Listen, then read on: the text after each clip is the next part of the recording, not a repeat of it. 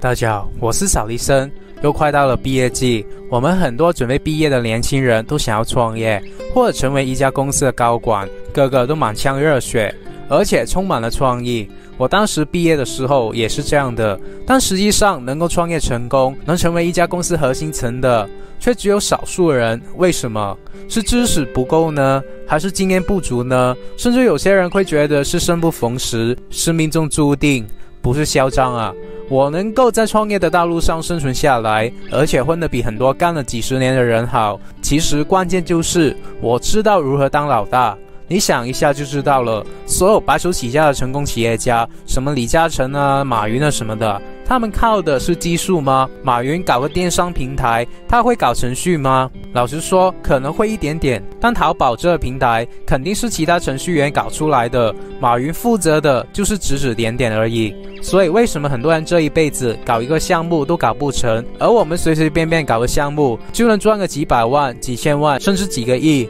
就是因为我们知道如何当老大。所以这些刚毕业的兄弟姐妹，他们从来都没有当过老大，单凭他们的想法和技术就能搞成一个项目吗？其实可以耶，你想法和技术足够的牛就可以了。这也是为什么有 7% 左右的人第一年创业可以成功的原因。但我敢肯定的是，你这企业绝对活不过3年，因为数据告诉我们，只有 1% 的初创企业可以活过3年，而原因就是这些人不会当老大，不会带团队。所以如果你不懂当老大，但你的技术和想法很牛，你最好把一个项目搞出来以后就把它卖了，因为你这公司绝对活不长。而今天这部影片，或者说我的使命，就是让更多的人学会如何当老大。不管你是要创业，或者说你要成为一个管理人员，你都要知道如何成为一名领袖，如何让团队发挥出最高的效益。你要知道我们当老大具体要做什么。我们很多人的爸妈都是打工的，所以我们继承了他们的员工思维，然后我们要去创业。其实这是天底下最笨的行为。那该如何改变这个思维呢？除了订阅我频道，然后打开小铃铛以外，我们还需要知道当老大的定位是什么。首先我们要知道一个概念，就是我们生意再小，就算刚开始创业的时候都要招聘员工，哪怕只是一个。我们做企业呢，首先要弄清楚老板到底该做什么事。老板是完全不同于员工的，至少是思想上，所以你要做好改变思想的准备。老板该做的事就是弄清楚该做什么。这句话听起来是糊弄，是扯淡，其实这却是真理。有句话叫做只有想不到的，没有做不到的。这句话有争议，有争议的就先搁置在一边，我们不争。但是另一个说法就肯定没有争议了，只有想得到的才能做得到。如果你当老板很多问题你都想不到，那么这个生意也就做不下去了。当老板实际上要注意想这个字，而不是去干活，因为干活是员工的事情。做企业最大的问题是，很多人根本不知道他们该做什么。他们经常说，我知道我要做企业、做项目、做生意，但我不知道到底该怎么干。表面上看他知道该干什么，只是不知道怎么做。实际上他仍然不知道该干什么。进一步思考一下，你要是在传统的生意里面选一个项目来做，还是要打算尝试点新鲜的行当，再进一步思考究竟是要去卖烧烤，还是要去卖手机软件，或者做互联网文化传播，或者做自媒体。如果是卖烧烤，你是要选择在城郊卖给那些比较有钱开车来吃饭的，还是要选择在城中心卖给普通大众？那要选多大的场地，进行何种装修，装备多少人，开业要不要做广告，老客户要不要发张卡打折？如果是做自媒体，你是要讲笑话呢，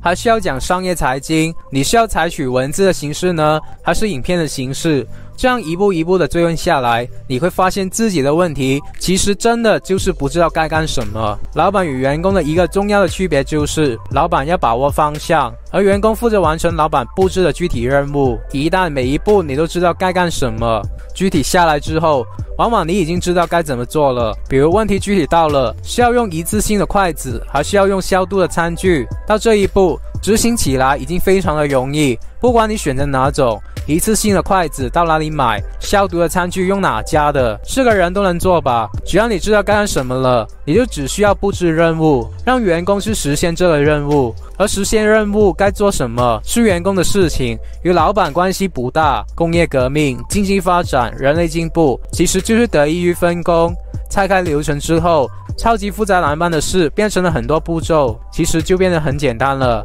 老板就是要做分析、判断、选择、决策，具体的事务能不做的，一律推给员工去做。举个例子，你去考试，如果2个小时你都在思考的话，本来你能考90分，但如果你睡着了，醒来以后你只剩20分钟了，只足够你把每一道题都写上答案。请问你能考多少分呢？我想你能考30分，你就是天才了。本来作为一个老板，不分大小啊，如果你每天用8个小时来思考该做什么，做判断、做决策，你至少能得个及格的分数。现在你拿6个小时做厨师，外加2个小时打杂，基础1个小时思考，不仅仅你比别人累，你铁定及格不了，因为你没有干老板该干的事情，所以你这个生意就没有老板，只有员工，那么你一定是失败的。具体一点，一个老板在街边烤串，他要是雇员工来烤，自己在一边看着，然后思考、总结、调整，这生意就容易做大做强。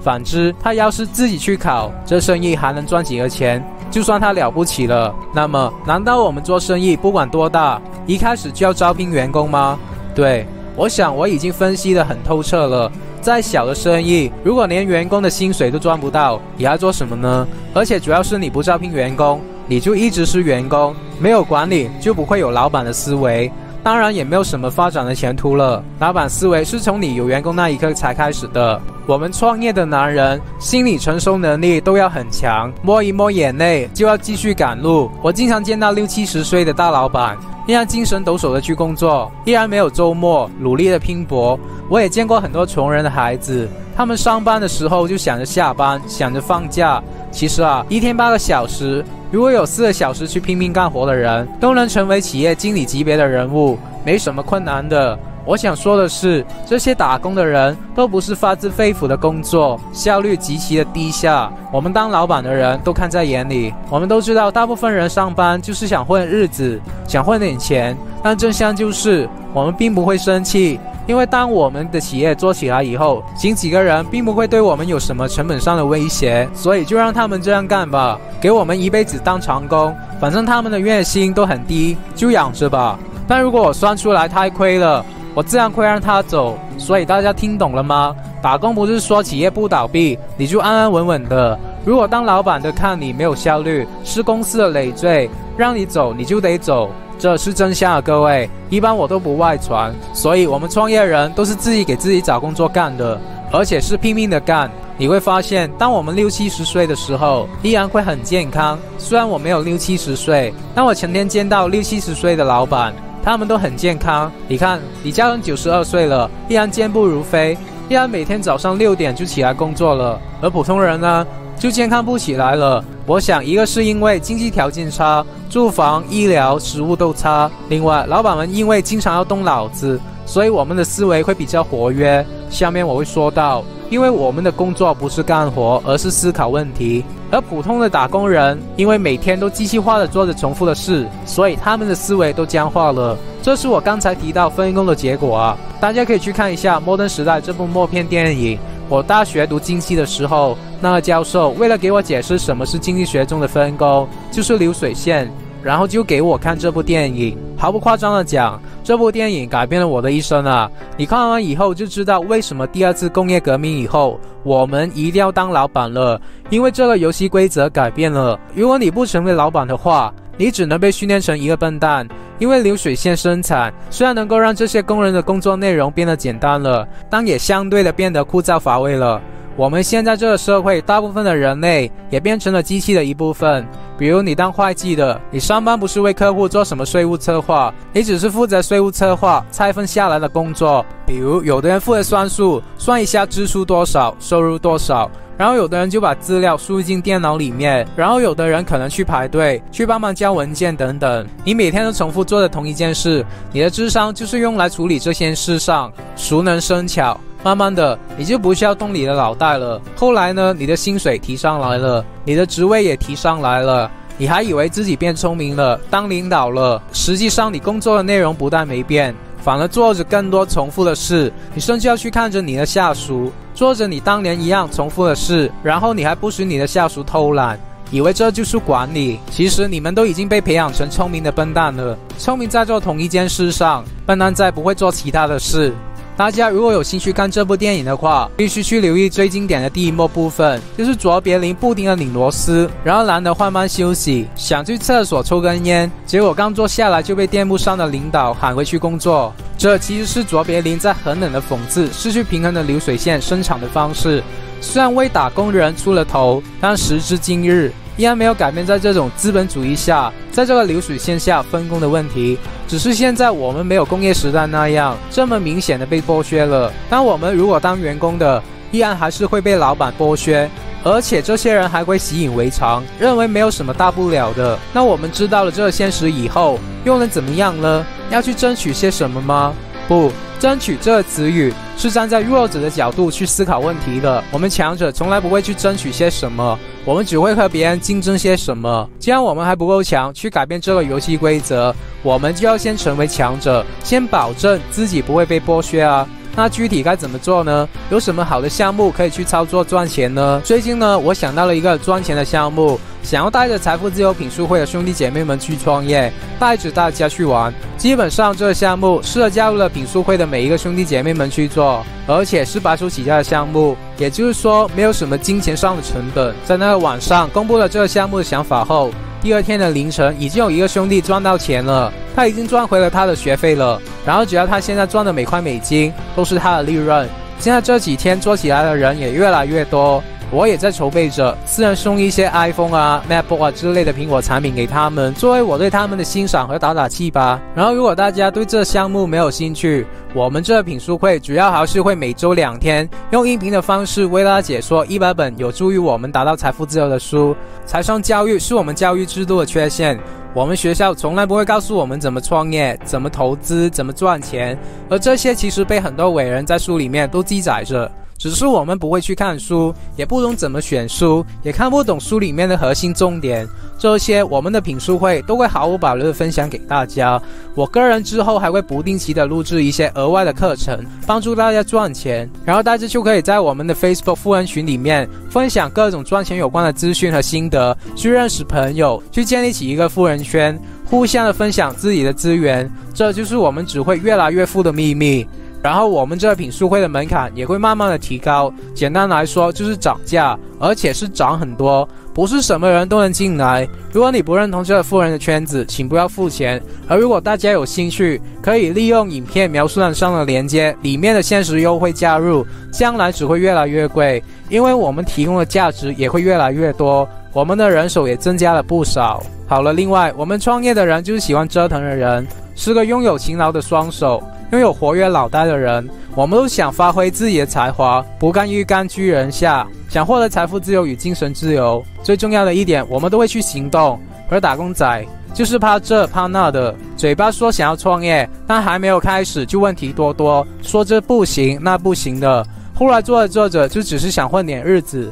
在别人的企业里得过且过就行了。这种人获得暂时的安稳，牺牲掉自己的自由意志，自己的特长也很难充分的发挥，基本上也牺牲了财富自由与精神自由的可能性。希望这里的每一个兄弟姐妹们都不是这样的人啊。所以另外一点，创业人也是喜欢解决问题的人，是碰到问题就兴奋的人，而打工的人碰到问题就头大，推卸责任。创业人也是解决问题的人，你总是喜欢解决各种各样的问题，然后让业务正常化，让企业的盈利正常化。企业人也是没事找事的人，当业务都正常了，我们总是要折腾点什么新的业务出来让大家干。创业的过程中，有的人可能会失眠、迷茫，甚至想老子不干了，但我们都需要咬牙坚持下去，因为创业成功的喜悦是发自肺腑的，会让人的心发战，感觉棒极了。题外话，我们创业的男人，就算你长得不是很帅，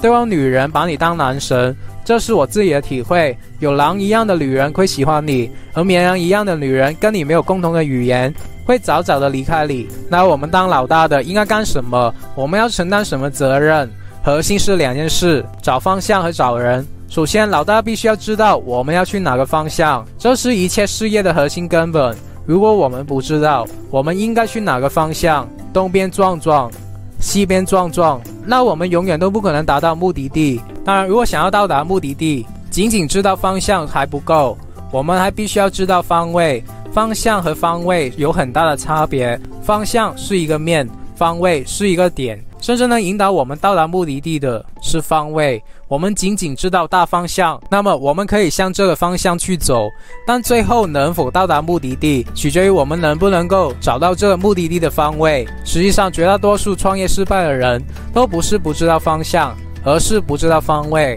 绝大多数到不了目的地的人都是在目的地的周围来回转。所以知道方向不难，不是本事。我们能不能在一个大方向中找到精准的目的地的方位，才是我们成功的关键。这是老大该干的第一件事，就是要为这个队伍指明方向，找到方位。李嘉诚把自己比喻成一个船的船长，船长是老大，他最重要的是知道我们如果要从伦敦到纽约，我们正确的航线是什么，在这个航线中要怎么走才能避开航线上那些暗潮冰山，并且走到一条比较短的、比较节省燃料的一个航线，然后到达目的地。这才是一个船的老大最重要的一个任务。至于这个船的餐饮水平怎么样，这些都由那些水手和厨师去管。大家听懂了吗？这就是我们当老大的工作，就是思考方位和找到方向。那第二，就是我们要知道什么人可以辅助自己，把这艘船带到目的地。因为我们要做的事都不是一个单打独斗的事，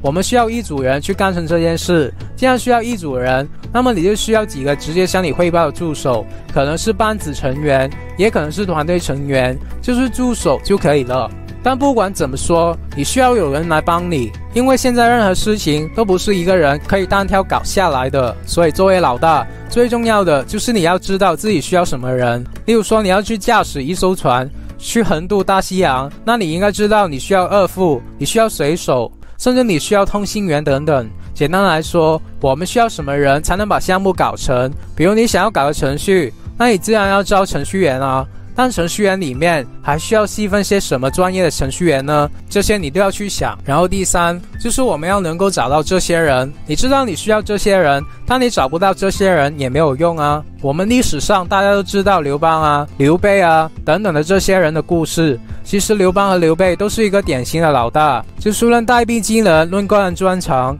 他们可能不如很多人。之前也提过，例如刘邦说运筹帷幄，决战千里之外，他不如张良；统筹粮草，保证后勤，他不如萧何；领兵打仗，他不如韩信。但最重要的是，刘邦有一个技能，他知道他需要韩信、萧何、张良，并且他有本事能够说服他们出山，纳入自己的麾下，来去辅助他。所以刘邦是老大，他最后能够夺天下。但往往你越需要的人，他都是越有能力的人，而越有能力的人就会越有个性。所以像我们古代就有很多这样的故事，像三顾茅庐啊、城门立雪啊等等，去挑动这些牛人的情绪，让他们为你干活。具体怎么做可以参考我之前的影片。所以凡是我们要当老大的人，都应该有一个宽广的胸怀，都应该能够礼贤下士，百折不挠。我们最核心的不是自己去干某一件事，而是去请到能够帮助我们能干这件事的人。所以你看这个刘备三顾茅庐，按照很多人的想法，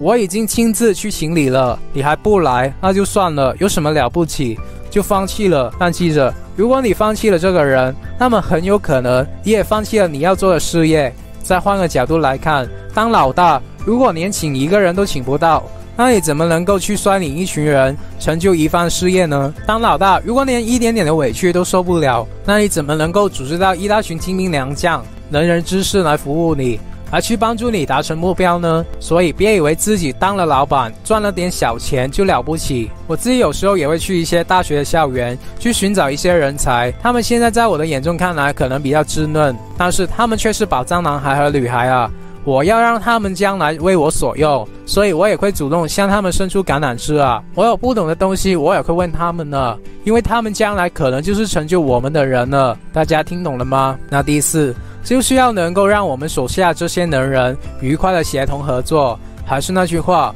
越有能力的人，个性越强，脾气越大，往往也就倾向于单打独斗。但是一支部队想要达成他的目标，那他必须要能够协同配合，各展所长。所以老大一个非常重要的任务，就是要能够让自己的手下这些非常有能力的人各自发挥自己的所长，并且能够愉快的配合和协同。你要去调动他们的积极性，要去协调他们的矛盾，解决他们出现的问题。那在这边呢，怎么样才能做到这一点呢？如果大家有兴趣，可以留言告诉我，我看看反应，再决定要不要详细的说一下。那第5就是我们永远要有 B 计划、C 计划，这也是第1黄数，也是我的一个管理心得。作为一个领军的老大，我们做任何事情都要有 B 计划，我们使用任何一个人都必须要有 B 计划，也就是备选的方案，这样才能够让自己永远都不翻船。我们做任何一件事情，计划的再好，一旦开始实施，都有可能不行，因为情况是瞬息万变的。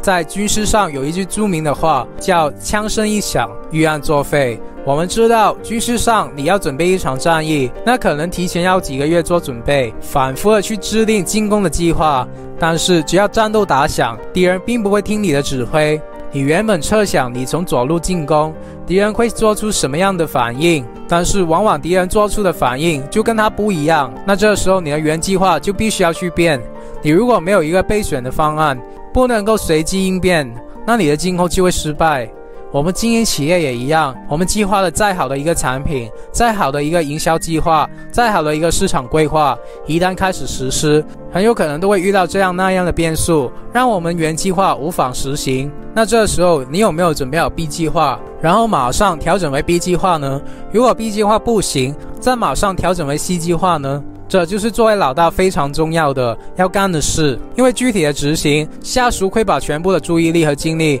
放在他想去做的这件事上，但是我们作为他的上级，我们必须要有一个备选的方案。那在用人上也一样，我们每个人都管理着很多人，这里面有主力的部队，也有辅助的部队。任何一个公司都有可能某一条产品线占了公司整个收入的60-70%，那这样的产品线的领军人物就非常关键了。很多公司碰到这种情况，一个重要的分支机构的人跳槽了，导致公司整个阵脚大乱，业绩下滑。那作为老大，你永远在使用任何人的时候，你都必须要有他的备用人选，就是这个人一旦不行了，那有没有人马上去顶上呢？而且顶上的时候能不能够延续原来的工作呢？甚至能够去做得更好呢？这就是叫做备用的人选，就是培养2把手。以上的5件事就是一个老大应该干的事，无论是对于初创的公司还是成熟的公司来讲都是如此。老大应该做好自己该做的事。我们喜欢说一句话，